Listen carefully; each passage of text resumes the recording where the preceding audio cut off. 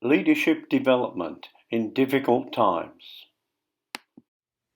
Good to have you back. As some of you know, this is number 11 in the series of 12 of leadership, personality versus character. It's part of 320 studies, and so we want to share that with you. But if you've missed some of the other YouTube clips, go to my channel at YouTube, log in for Ivan Herald, have a look at my channel under the leadership section. You can see the clips that we've done YouTube for other of the studies. This is number 11. The whole of chapter 11 is about David's mighty men. What we want to produce in our leadership are mighty men and women that will take the church to the next level. For you as a senior leader, you want to be producing men and women which will take the congregation further than you could. Can we be like Pharaoh's daughter? She took out Moses from the water and didn't realize she was taking out somebody from the water who could replace her on the throne. Do we have that attitude with the leaders we're developing, that they're going to become mighty men and women? So you'll enjoy the whole context of chapter 11, the mighty men of David. Number 11, the chapter is producing mighty men. And the subheading is David inspiring men of renown. Let me read the brief. It says, the men that David raised up were incredible, coming from distress, debt, and discontent. That's referred to in 1 Samuel 22 verse 1. But David welded these men together in the finest fighting machine of his day and age. This chapter looks at the development of such incredibly brave, loyal, and mighty men of David. In the 11th chapter, there are 21 different sessions, and let me give you a couple of the headings of some of those sessions. One of the sessions deals with never forget where you came from. Another of the sessions says, watch your leadership company. Who do you company with?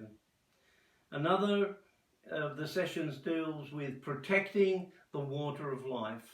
There are 21 studies of the mighty men of David. That's just a sample of 3 of them. If you were to print all of chapter 11, it would end up looking like this. But within it, dealing with the mighty men of David, I have 2 sections which are very interesting.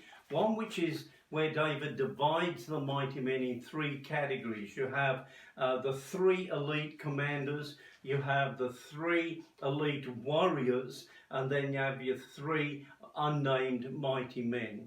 And then on the next page, this is all part of the introduction. It gives your leaders plenty of material. I list the mighty men of David. Now, they were called the 30, but there were far more than 30. In my research, I've come up with 54 that are specified as mighty men.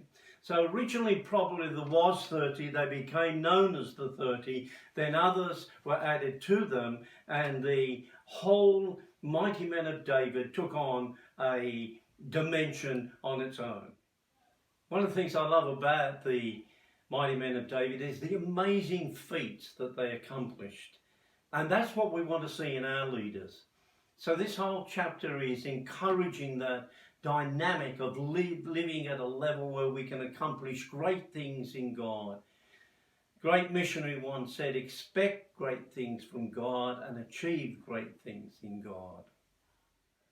I must say that in the whole episode or ministry of leadership, personality versus character, this chapter 11 is my favourite. These mighty men, I mean, they were absolutely incredible. Some of the deeds that are defined, some of the actions of these mighty men is unparalleled in their bravery, and just a personal favourite out of the 12 chapters of mine.